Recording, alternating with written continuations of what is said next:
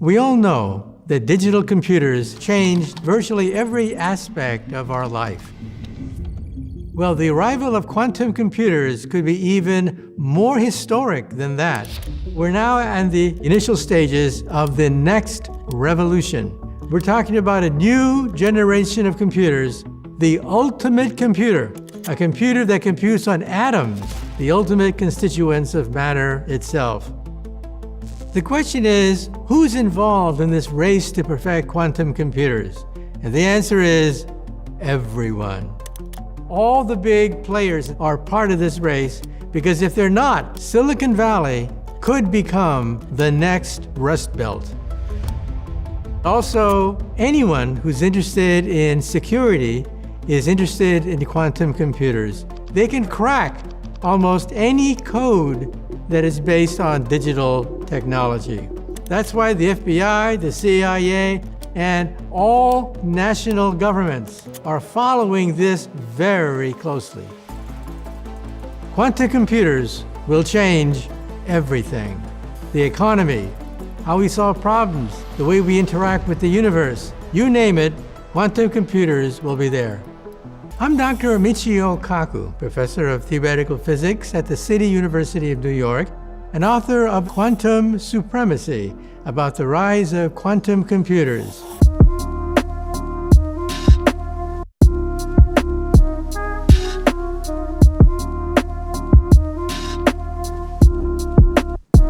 Computers have gone through three basic stages. Stage one was the analog computer. So 2,000 years ago, there was a shipwreck. And in the boat that sank was a device, and when you brushed away the dirt and debris, you began to realize that it was a machine of incredible complexity. It was, in fact, the world's first analog computer, and it was designed to map the motion of the moon, the sun, and the planets to simulate the universe. But as we primitive peoples became more prosperous, we had to count things. Count how many cows you had. Count how much profit you made. Analog computers could be based on sticks, bones, whatever it took to count.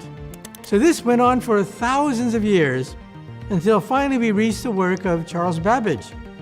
He creates the ultimate analog computer with hundreds of gears and levers and pulleys, and by turning the crank, you could then calculate longitude, latitude, you could calculate interest rates. It was very valuable to have an instrument like that for the banking industry, for commerce. Then World War II comes along. Babbage's machine is simply too primitive to break the German code, so the job was given to mathematicians like Alan Turing. Alan Turing was the one who codified a lot of the laws of computation into what is called a Turing machine. And of course, it's digital. Now, the digital revolution is based on transistors. It operates on zeros and ones, at the speed of electricity. Every digital computer is a Turing machine. The next step beyond digital computers is the quantum era. Richard Feynman was one of the founders of quantum electrodynamics, but also a visionary. And he asked himself a simple question: how small can you make a transistor? And he realized that the ultimate transistor is an atom. One atom that could control the flow of electricity, not just on or off, but everything in between.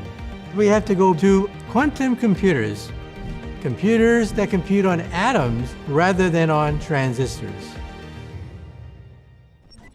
Transistors are based on zeros and one. Reality is not. Reality is based on electrons and particles, and these particles in turn act like waves. So you have to have a new set of mathematics to discuss the waves that make up a molecule. And that's where quantum computers come in. They're based on electrons. And these electrons, how come they have so much computational power? Because they could be in two places at the same time. That's what gives quantum computers their power. They compute on not just one universe, but an infinite number of parallel universes. At the fundamental level, quantum mechanics can be reduced down to a cat, Schrodinger's cat. Let's take a box. In the box, you put a cat. And the question is the cat dead or alive? Well, until you open the box, you don't know. It is alive and dead simultaneously. It's in a superposition of two states. In other words, the universe has split in half. In one half, the cat is alive. In the other universe, the cat is dead. That's the basis of the quantum theory, that until you make a measurement, the cat can exist in both states simultaneously. In fact, in any number of states simultaneously. The cat could be dead, alive, playing, jumping, sideways, sick, any number of states. Now, why am I mentioning this? Because this summarizes the power of quantum computers. Quantum computers compute on parallel universes. That's why they are so powerful. So how much faster is a quantum computer over a digital computer? In principle, infinitely faster. When we talk about digital computers, we can measure their power in terms of bits. For example, spin up, spin down, zeros and one, would constitute 1 bit. For a large digital computer, we're now talking about billions of bits that are modeled by transistors. Except now quantum computers talk not just about spin up or spin down, but everything in between. That's called a qubit. 1 qubit represents all the possibilities of an object spinning between up and down. Thousands of qubits can now be modeled with the latest generation of quantum computers. Eventually, we hope to hit 1 million. And so we're talking about exceeding the power of ordinary digital computers. That's called quantum supremacy. It is the point at which a quantum computer can outrace and outperform a digital computer on a certain task. We passed that several years ago, but we want a machine that could exceed the power of any digital computer. We're not there yet, but we're very close to it.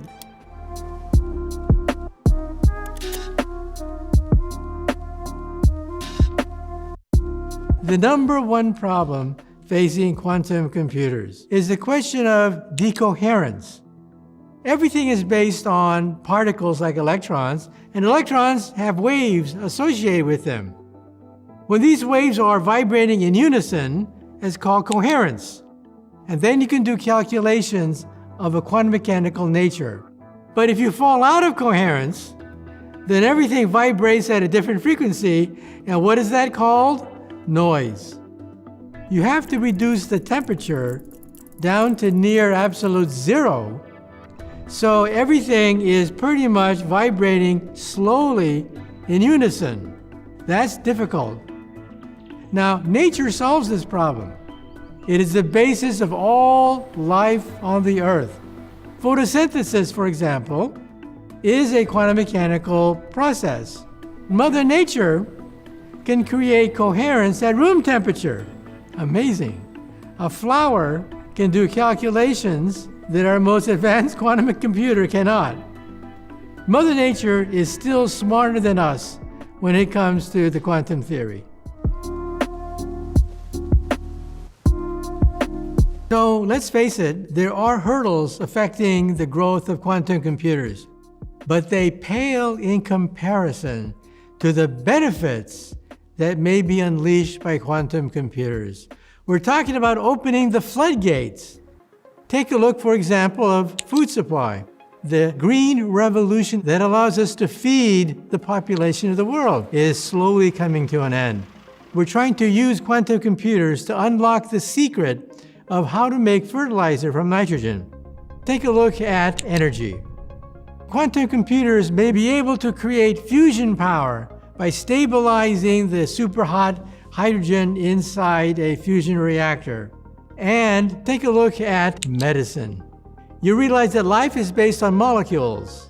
Molecules that can create Alzheimer's disease, Parkinson's disease, cancer. These diseases are beyond the reach of digital computers.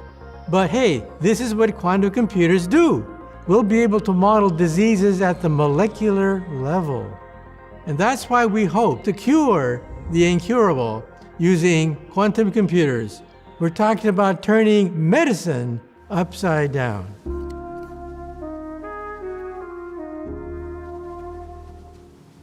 Hope for quantum computers is that we'll be able to create a theory of the entire universe.